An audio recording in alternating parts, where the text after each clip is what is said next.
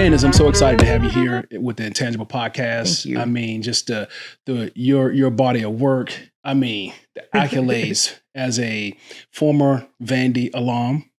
As an Ole Miss guy saying that, you know. SEC, it's all love in here. It's all love. We're in that That's place right. of SEC. It just means more. It just means more. It just means more. That's right. We're really excited to have you here. Thank you. Welcome to the Intangible Podcast. Thank you. I'm really happy to be here.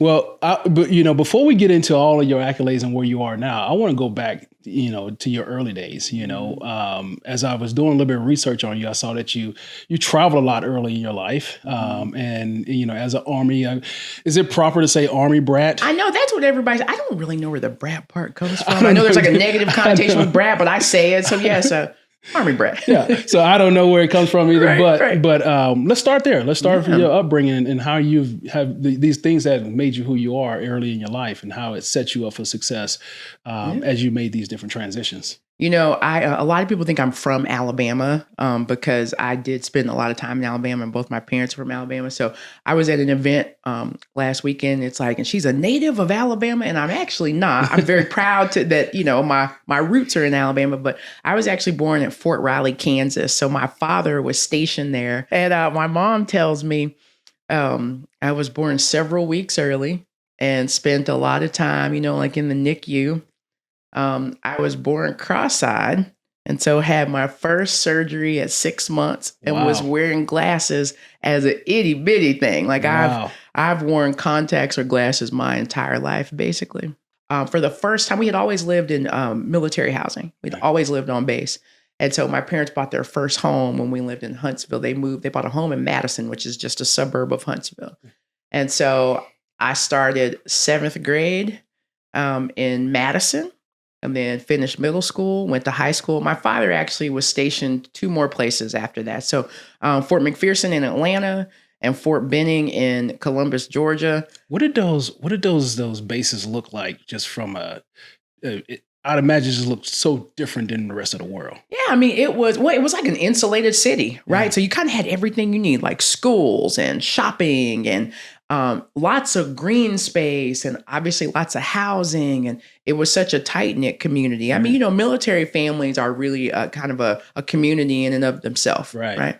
And, I came to Vanderbilt in 1996. I was looking for a great education, but I wanted to compete at the highest level. Right. And, had finally, I was sort of a late bloomer in basketball, but basketball kind of finally found me. Yeah. So that was actually my question for you is, when did basketball become this thing for you? Was it early in high school or is it, because again, when you're moving around, right. I would assume like that's your safe haven, playing sports and being around those kind of communities. But at some point you say, we were just standing here taking a picture and I felt really short. and you kind of stood, go ahead and tell the peoples that you stood on I did. Right, had to get up on my tiptoes a little bit just so I'm not ashamed. But I would assume you were a very tall girl growing up early on. And so did they identify you as, we're going to put you in basketball, or was it just something that you fell in love with? Oh, it's a great question. Now, right, you see young people starting to play ball. They're like 4 years old, 5 years old, and now you see like my niece, she plays in an all girls league, right? And she's in middle school. I'm like, oh my goodness, like we didn't have that. Right. So I was always very tall for my age. There was a point, it was a running joke that like my age and my shoe size were the same, right? When I was 8, I wore 8. When I was 9, I wore 9. You can relate to that, I can relate right? to that. Exactly. All the way to 17. All the way to, So I tapped out at 13. But it's like walking around sort of awkward, and no, I did not start off playing sports. I started off, my parents were just like, please find something extracurricular to do because I was very much a bookworm. I just wanted to read. As a child, that's all I did. That's all. I wasn't very social. I would sort of lose myself in books. I wish I had one of those. I mean, all my kids in sports, and we just travel. It's travel. We're not talking about books right now. I need a bookworm. I'm telling you, my parents were like, just try basketball. If you don't like it, you're tall. There could be an advantage there. Just try it. There was a little like a boys rec league team, and I started playing with them and. I wasn't good, but they thought I was good because I was tall and kind of gave me some confidence.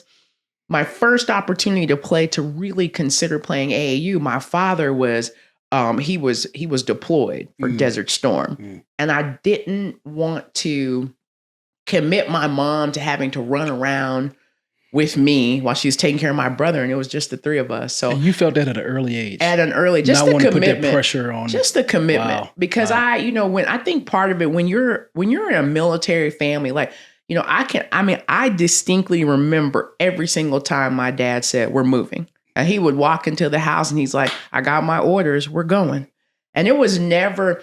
And it was just this. It felt like a responsibility, like, okay, like this is going to be the last time I see my friends. We're going to pack up. We're going to move. That's just what you do. Yeah. And so, I'd watched them sacrifice a lot.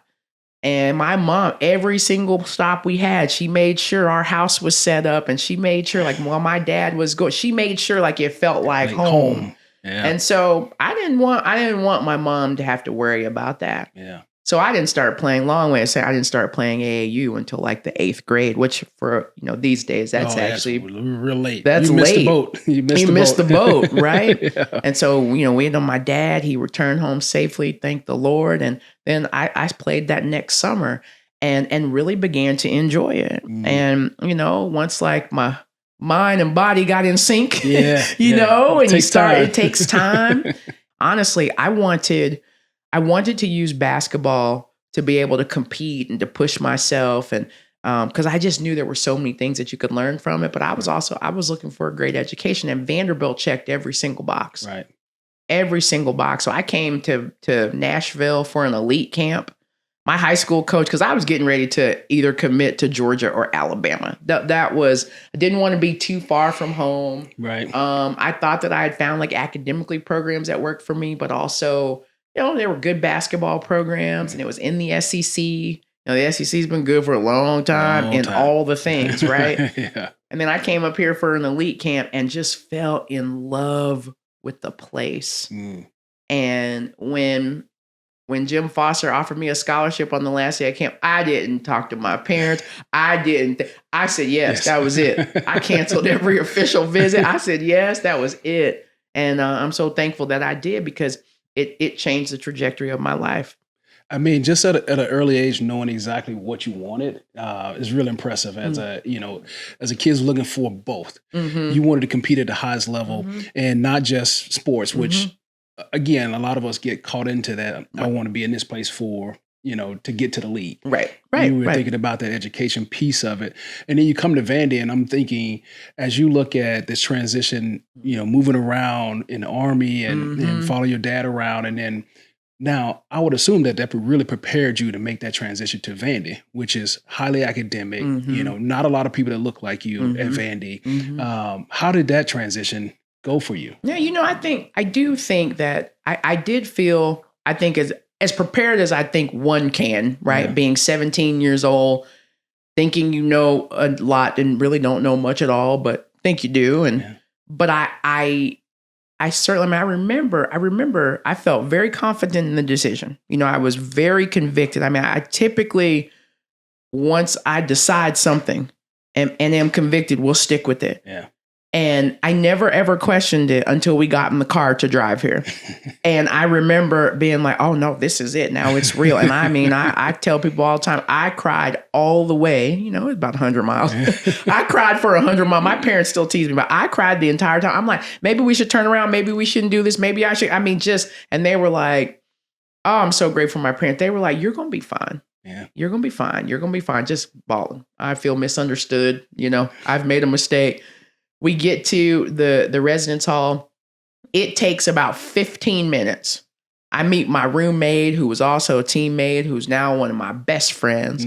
Her father also was in the military. Our parents clicked. It took about 15 minutes. Yeah.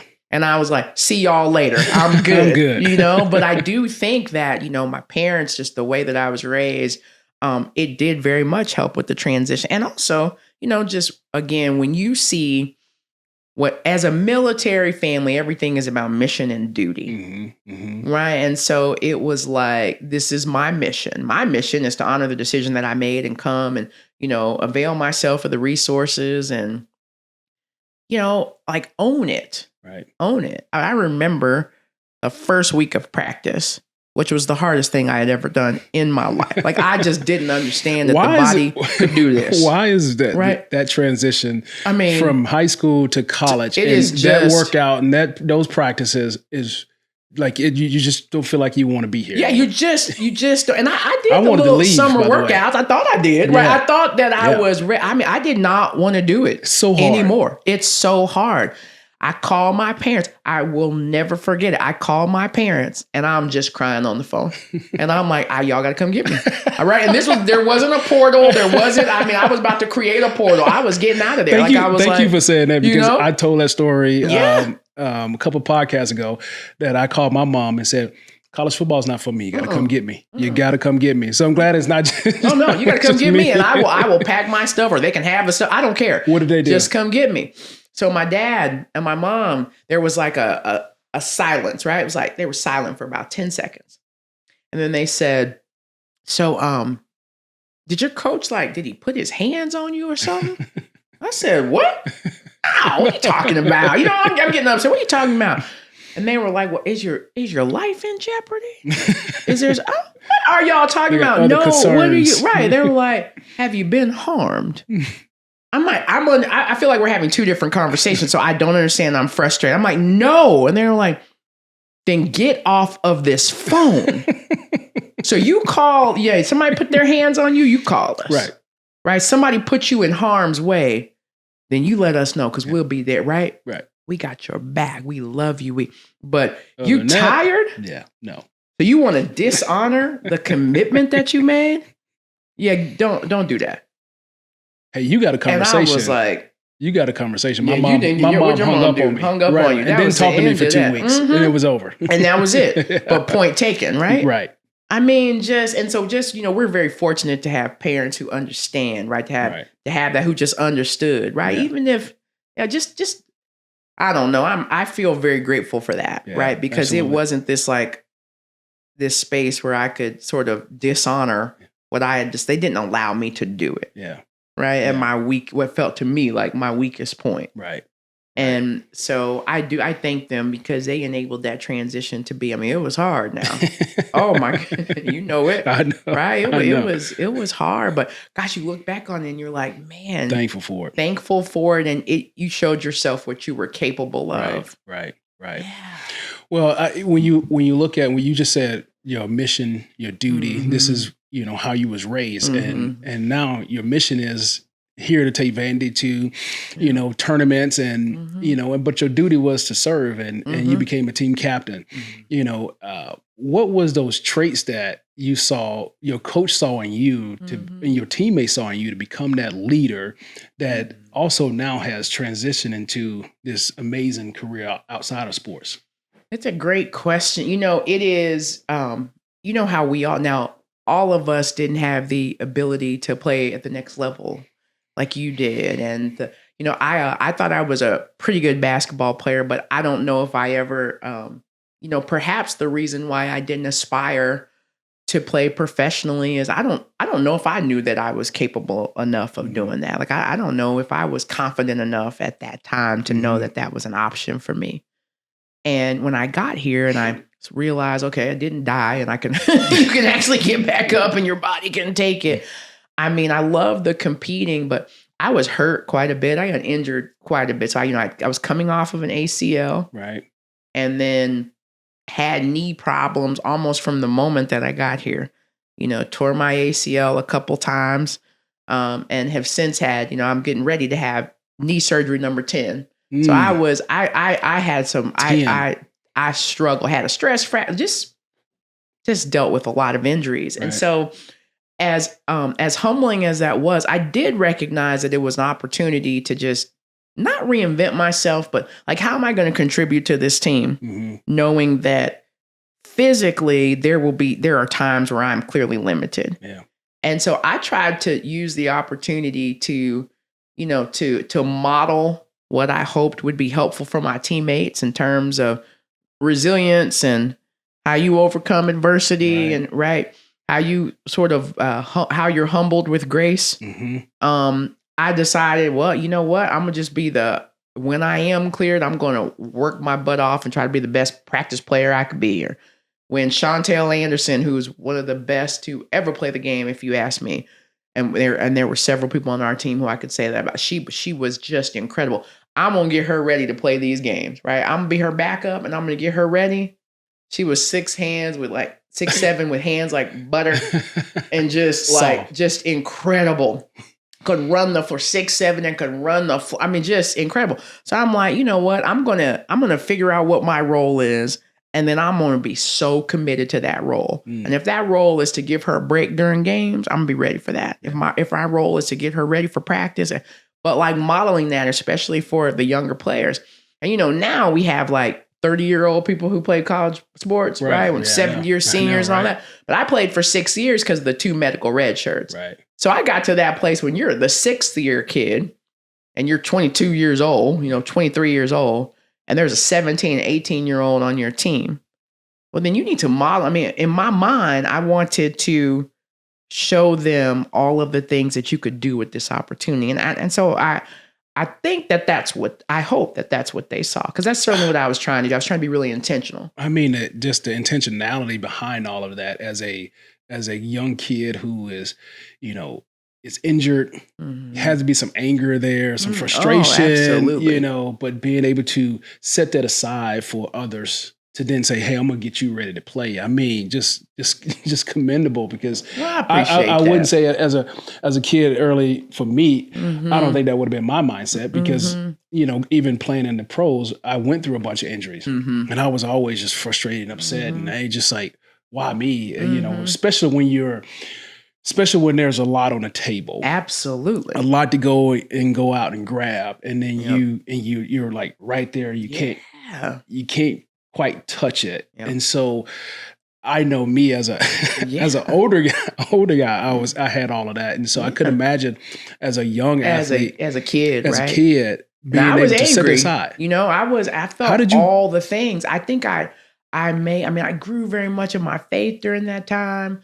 My parents were wonderful in being like, don't forget the big picture here.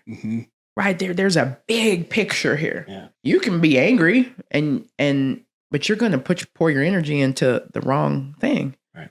And there's still opportunity. Like, there's still blessings here. Now, I'll tell you, I feel like I did it probably easier as a younger person than I am right now.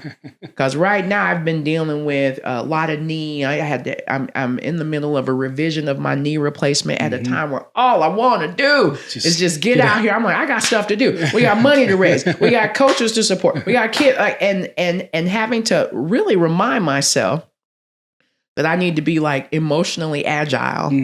And that, I mean, I'm having to like recall some of those lessons. So, I hope it doesn't sound like I had it all figured out, because I don't and didn't, like we're still evolving. Right. Yeah. But at the same time, there was that innate thing in you that just kept coming out. And so even though we don't have it figured out, but those things that keeps coming out, and and that goes back to, we were just talking about young lady Megan. It goes back to genuineness, and that sure, and that shows. For sure, I appreciate that. Getting to know you, it's like there's not even a question of the genuineness of it, and I'm like, this is why people need to hear these type of stories. So we're going to take a quick pause here, and we're going to do a thing called 2 minute. I'm sure as AD, the 2 minute drill in football and all that. And so we're going to give you some quick soft tosses here. Okay. All right. We're going to go back to your playing days. Okay. Where it could be as AD getting ready for a big game, a big championship. So what's your go-to pump-up song? This is so good. I mean, listen, let me tell you something. So when I was in school, I mean, I don't know, I feel embarrassed to say it. I listen to a lot of rap now. I listen to a lot of rap now too, but I listen to a lot of rap as a student athlete. Yeah. And so if you came into me and Sean's room, like, you were going to hear something with Tupac. You're going to hear some Tupac. Okay, right. Yeah, I mean, I don't know if it's on brand right now, but that is the truth. So I was always listening to Tupac. And so you want to know somebody who was depressed when he was shot and killed. Oh, man. I was upset. People was checking on me. I was upset. But yeah, so it would absolutely be almost anything with Tupac. All right. I like that. All right. Your funniest moment from courtside as a AD or player. Oh my gosh. I don't know. People who know me, like I find like really ridiculous things funny too. So they're not always funny to other people, but oh my goodness. Funniest moment. I was probably 2 years out of school or maybe 1 year out of school. And our PA guy, Joe Fisher, was calling our games. And he's like, Candice, you want to come on and do some color commentary? I'm like, like, I love the game. Well, you mean we can watch the game? I was horrible at it. I hope that they don't have any tape of it because I'm sitting there. I'm probably 24 and Joe is doing a great job and he's calling the game. And I'm like, he would kick a little something to me and I wouldn't say anything because I'm just watching. And he's like, Candice? And I'm like, oh, yeah. And so then I try to jump in because I'm lost in the game or I'm hollering. I'm like, oh, what are we doing? And he's like, at the breaks, he's like, yeah, you are not sitting at your house watching this game. And you are not sitting on the bench. Like, you know. And so then I'm like, I think that second half, I was a little better. But at one point I'm talking and I know, I don't think they bleeped it out. I think I dropped a little inappropriate word. He sort of glared at me. Listen, the point is he never asked me back. It was a failed audition. Well, I hope we can find something. Oh my!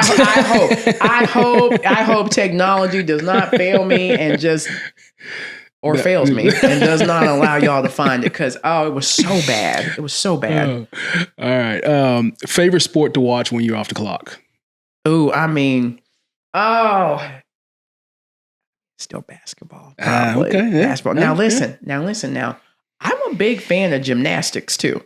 Like I don't understand how they do it. I don't understand how they do it. And I have to say, we just added volleyball.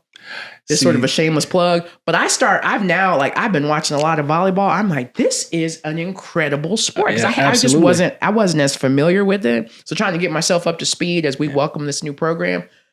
Oh man, it's fun. It's a fun one to watch. My wife played, and so I got a chance to watch it a lot, and it's still one of my favorite live ones to go watch. Incredible. I go watch my daughter play volleyball all the time because it's incredible. I enjoy watching it. Mm-hmm. Now she was doing some other things. I'm like, I don't know if I can do that on this, football weekend. I know.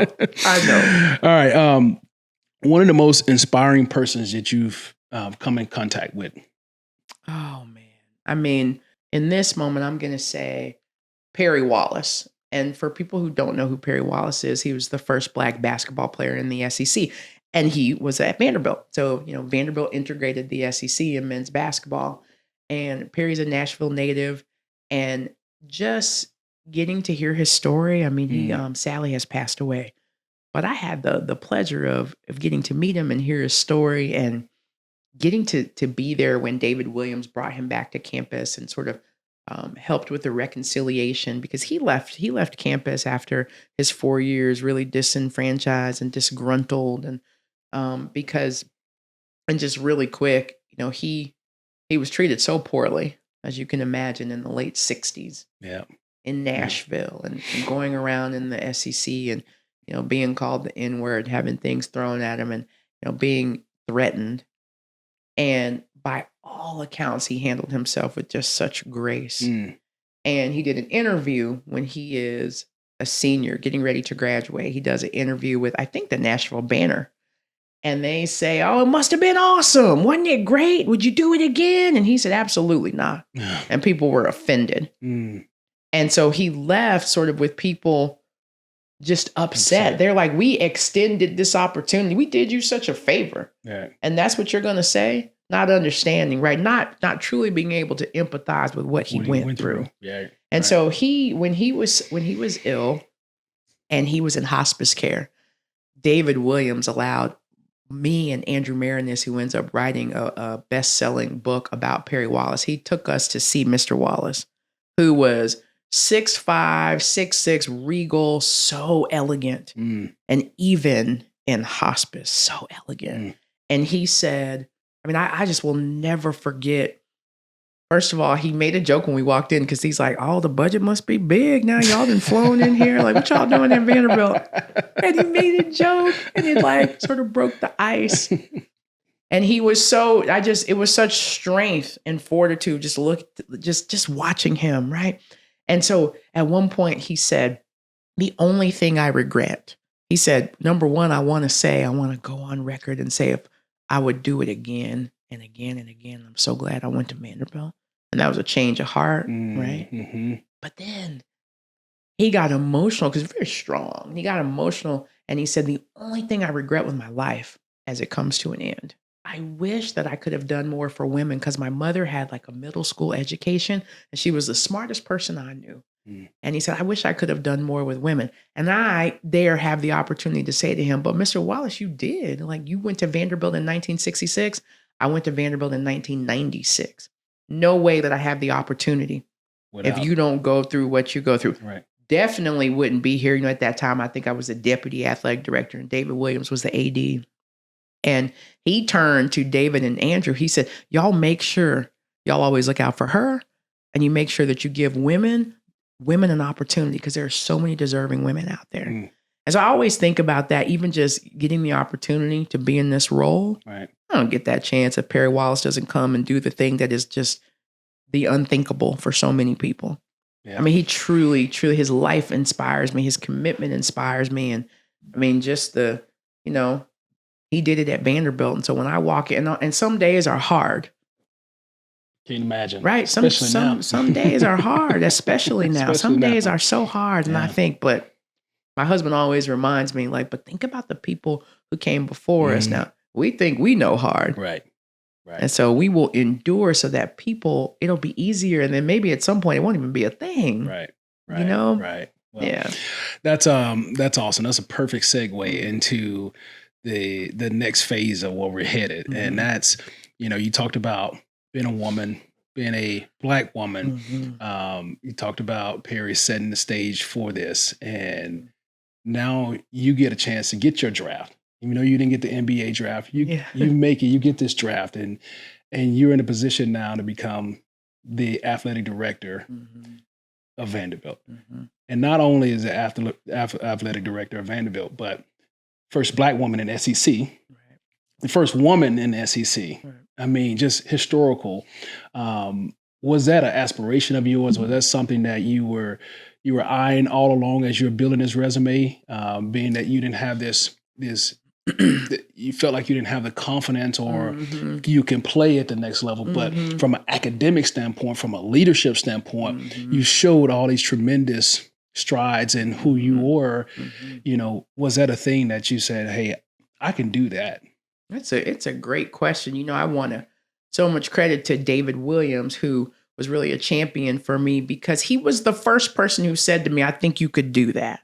And we didn't, that didn't necessarily mean you could do it at Vanderbilt or you were going to do it at Vanderbilt but you should be leading your own program. And for the longest time, I was not focused on that. I sometimes look at people who, you talk to some young people now and they have a 5-year plan, a 10-year plan, a 20-year plan. They know exactly what they want to do. I'm envious of people who just are so focused in that way. All I wanted to do and stick to it. All I wanted to do was be impactful. Right. And so I was just focused on, so I would just lose myself in wanting to help others. I mean, that's how I was built. That's what I focus on. So that's a positive, but the con to that is that I had not necessarily thought about how I was going to sort of advocate for myself. I wasn't thinking that way. Right. I was just working to try to support student athletes because the place had really supported me. Right. That's how I was thinking about it early on. And then I don't know, probably in 2015 or so, David would kind of say, you should consider leading your own program. You should. I had gotten my doctorate in 2012. And what I did, that I did think I wanted to sort of ascend to some type of leadership position in higher education. I don't know that I hadn't really seen a lot of women, now I want to give a shout out to 2 women who, when I was a senior woman administrator, I would go to all these SEC meetings and sometimes you go to AD meetings. Now, Joan Cronin at the University of Tennessee. And Bev Lewis at the University of Arkansas, they need their flowers because they were athletic directors of split programs, right? So they were in charge of women's athletics, but they were athletic directors. Right. Like they were sitting in the room with the ADs and the SWAs would come in there sometimes. But when we would come in there and be invited in, they were in there. Right. Right. And then later when those meetings were over, they would come to our meeting. So I want to shout them out because, perhaps I did know that maybe, right? Because I saw them. Right. I mean, probably unconsciously curious about how they got to that table. But, it's so important that we pour into people because sometimes you can say things to someone and you see something in them that they didn't even consider for themselves. Right. So you try to speak life into people. Like I've learned that because people have spoken life into me. And so I started to think more about it probably around like 2017. Yeah. There were 2 times that I was very close to leaving here and didn't leave because, at that point I'm married when my husband and I looked at the opportunities and I was still getting a chance to be challenged and to learn here and to, and we had sort of felt like we had built a life here. Right. So I stayed and I mean, now I guess I'm glad I did. And just had the chance to learn from David Williams and so many other incredible people who spoke life into me. And so, I mean, I think eventually I saw that was a possibility. Didn't know, don't ever take those things for granted, but it certainly felt like it was at least in reach. Yeah. Right. Well, I mean, it inspires me because, when I think about my mom, she had me when she was 15 years old, 5 kids, and she worked multiple jobs just trying to provide and to see her go through that at an early age. I mean, this is in the 80s, 90s, and then to finally get a chance to see a woman who have that same, I mean, every time I talk to you, just getting to know you, I just feel that same kind of energy that my mom carries. And that now you're leading the organization and you're in a position now where you're the person that are picking these coaches, handpicking these coaches. And again, obviously you have a staff and you guys work together, but based on your leadership style, when you think about hiring coaches, Coach Shea, you got Coach Lee, and what traits are you looking for to identify within a coach to say, this is the person that I want to lead young people who can be a leader of men, who could be a leader of women, that reflects what my personality is. How do you go by that process? It's really interesting because I think when you're younger, you're like, I can't wait to be in charge because then I can do all the things I can do. I'm going to make this happen. I'm going to make that happen. And it's so humbling because as you ascend into leadership, you realize you have the vision and you're responsible for the vision. But if you don't hire the right people, you can't execute that. Like you can't do anything by yourself. Right. So if you don't hire the right people, if you don't partner with the right people, if you don't have the right people on your team, on your bus, you can't do it. Right. You can't do it. And so it's really humbling to think about like my goal at Vanderbilt, right? I want us to provide the best student athlete experience in the country. And I want us to rally the community. I want people to be proud to cheer for the Commodores. And I'm like, you better have some head coaches that are in alignment with who you are because the student athletes, that's who day to day is influencing their experience. Right. And so I tell everybody like Vanderbilt's not for everyone. It's not. You need to decide that you want to walk into a situation where you have a top 15 institution. Well, I will say Van didn't make that decision for some of us because I don't know if I could have got academically got in. I mean, now that's true. Like I said, it's not for everybody, right? It's not for everybody. It goes multiple ways. No doubt. Just, you know. No doubt. No doubt. If you have a chance to come to Vanderbilt, you have a chance to go really anywhere. I believe 100%. That. Whether it's as a student athlete, as a coach, as a staff member, right? As a faculty member. Right? You're talented. You check a lot of boxes. Like you have a chance, right? I am looking for people who want Vanderbilt. So who want the and don't see like I'm listening very closely when I'm interviewing coaches and when people say like, well, you know, I just want to accept the challenge and I just want to, and it's already this sort of woe is me, like, you know, I just want to show up. No. Like I want us to be realistic about where we are at that moment in said program, but you got to view this as an opportunity. And if all you see is impediments, it's not going to be the job for you. Right now, you may see these opportunities where we got to be creative and innovative, and we got to remove roadblocks. Like, and that's my job, is to clear a path, and make sure that you have the resources that you need. But you got to want Vanderbilt. You got to respect Vanderbilt and the opportunity that is brewing here. You got to want that, because if I have to convince you in the interview, then on those tough days, I'm gonna have to come get you out of bed. Like you're not going to be committed. So I am looking for people who I don't have to convince. I want them to see what I see. Now, I got to make sure that I articulate the vision. Right. But we need to be in alignment on that, right? I'm looking for folks who obviously are great at their craft. Right. Like it's very, very interesting sometimes the assumptions that people make, right? I think there are times where it's like, well, if you're a good academic school, you can't also be committed to sports. Or if you're an elite athlete, you can't possibly be smart. Or we put people in boxes all the time. Absolutely. Particularly when our biases really show themselves, or right. Or we make assumptions about things all the time. Like, I am looking for people who want what Vanderbilt has to offer, and that they believe they can win. Right? They are actually built to win. They want the kind of kid that is attracted to this place, because this, again, if you're choosing Vanderbilt, you're choosing it over a lot of options, but you're sort of electing to say, I'm going to go get a world-class degree. I'm going to win in the SEC.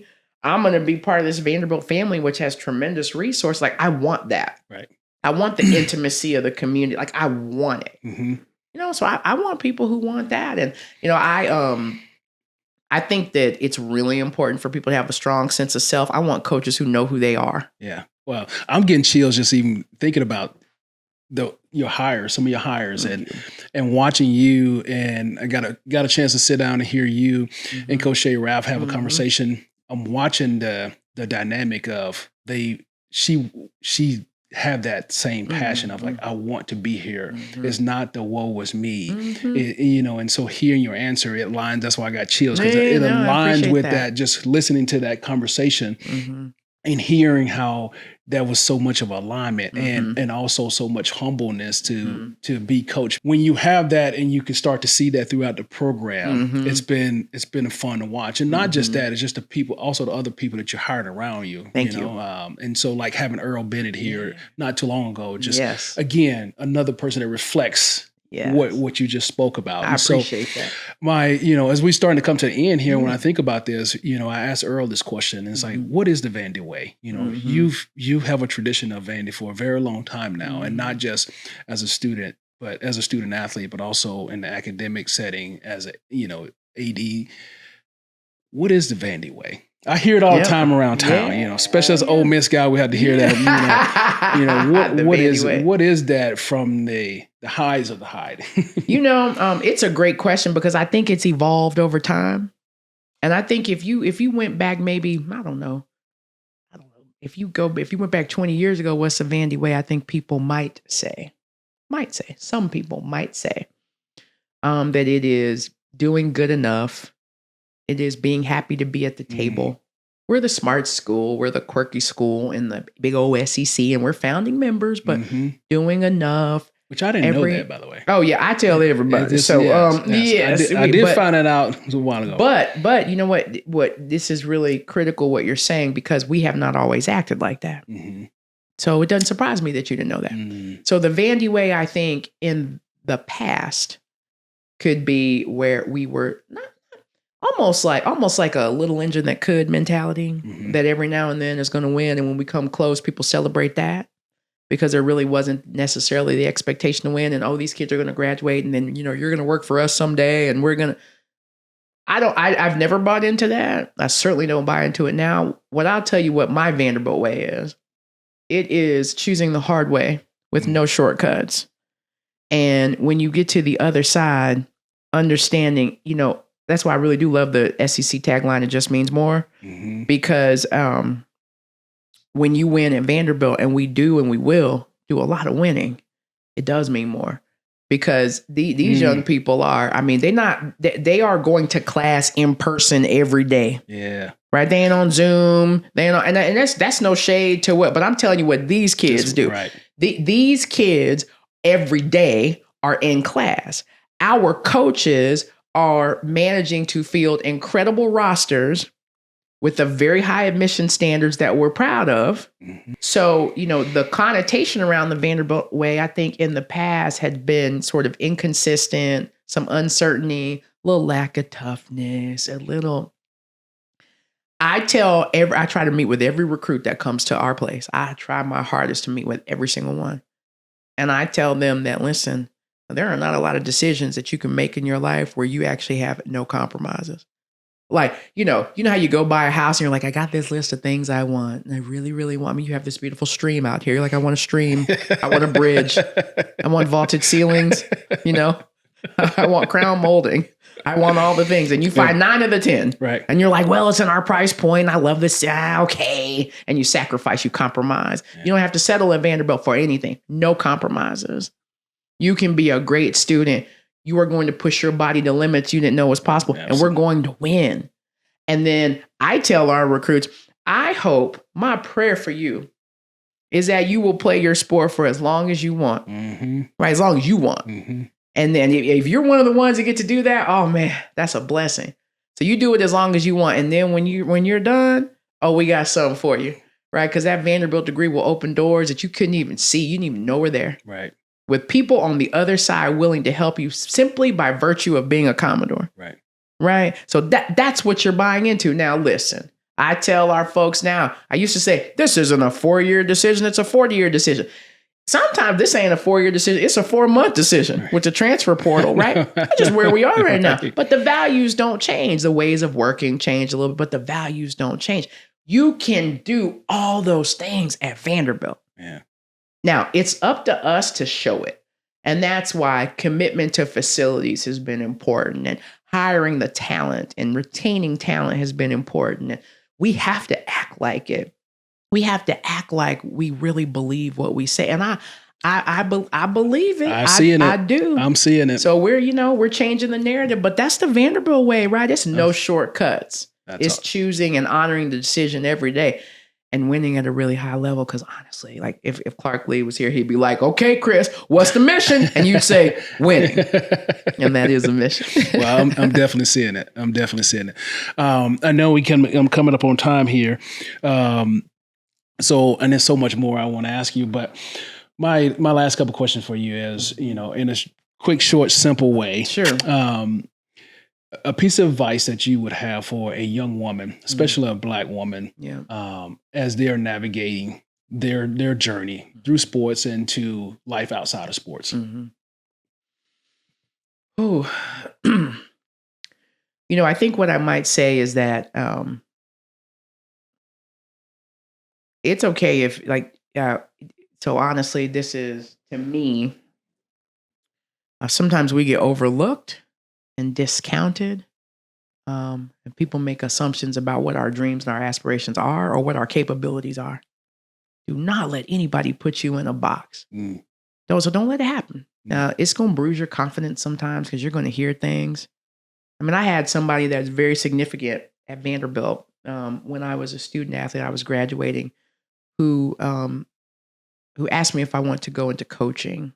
And I said, no, I don't think so. I mean, I really I love being a student athlete, but I don't think coaching is for me. I feel like you got to be called to coach. That's a passion. And I don't know that that's in my future. And this person said, well, I think you should consider coaching because you probably can't ever be the head coach, but you can make a really good life as an assistant.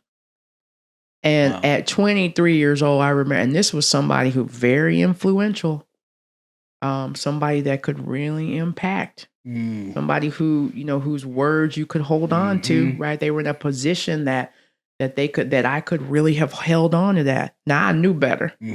And I was like, oh, this person. Your parents taught you that. My parents taught me that this person thinks I'm not capable, I'd probably say at 23, I wanted to prove them wrong.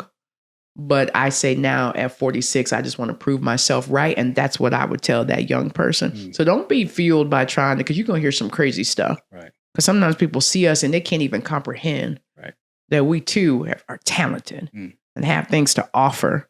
But that's okay. You just stay motivated by the right things and you will prove yourself right. And they'll either pay attention. Now, I ran into that person not too long ago. Heard from that person when I got this job. And it was like, always knew you could do it. And I'm like, no, you didn't. You didn't even think I could be a head coach. It certainly never occurred to you that I could be the athletic director. But ran into this person recently, gave that person a hug and just roll with it, right? Because it doesn't matter. Don't give energy to the things that don't matter. Like you just stay focused on what you want. Proving yourself right. That's right. Yeah. Amen. You've been preaching now. You've been preaching all day now. You've been preaching all day. Well, my last question for you is, question I always like to end on is, when you look back over your life, your career, what are those 2 to 3 intangibles that has made Candice Lee who she is today? I would say resilience, because I've been knocked down a few times now, but even when I'm scared, just getting back up and trying it again. That's being an athlete. That's being an athlete. No doubt. Over and over again. Over and over again. I would say joy, because I just I try to find joy, and somebody super important to me, David Williams' wife, reminded me last week when we were at dinner about just staying intentional about joy. And I mean, you could hear my laugh like across campus. I love to laugh. I love to enjoy it. Like that. That's really important because you got to find joy in what you're doing. Everything you do. You got to find it in everything you do. And then I think I just might say probably just grace, right? Because I try to show a lot of grace. And you showed it to him. And I showed it to him. And I know I've received a lot of grace. So, you gotta do that. I know we're rapping. I was with Greg Sankey, our commissioner, right? The SEC. We're sitting at one of our games. And this fan walked up to me, and a couple weeks prior, he had acted very ugly. With one of it said some really inappropriate things to one of our staff members, really inappropriate, and I think he may have been intoxicated, just judging from the behavior, but really inappropriate. And he came up to me while I'm talking with the commissioner and just sort of walks up and he says, "Hey, I want to apologize for what happened a couple weeks ago." I can't believe what I said. I would, now, one, it kind of blew my mind because people don't often apologize. Right. Like, let's forget about sweep it under the rug. They move on, right? They quickly move on. Right. And I remember saying to him, I said, I appreciate you coming over here and saying that. You didn't have to. I mean, I wasn't expecting you to. You honestly didn't owe that to me because I didn't have any expectations for your behavior.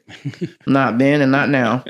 But for you to come and apologize, like, I'm just going to extend grace to you because I have been the beneficiary time and time again. So I'm not going to sit here in judgment of you. I want you to treat our staff right. And he doesn't know, right? Like, I mean, I know what he said, right? Yeah. Right. But just grace. Yeah. Just great. Because, sometimes we'll act like just because we didn't do that particular thing, like that person is not worthy of grace, but like we've done a lot. And we need the grace. Grace is just, we all need it. So I try to extend it. I try to extend it as much as possible. Yeah.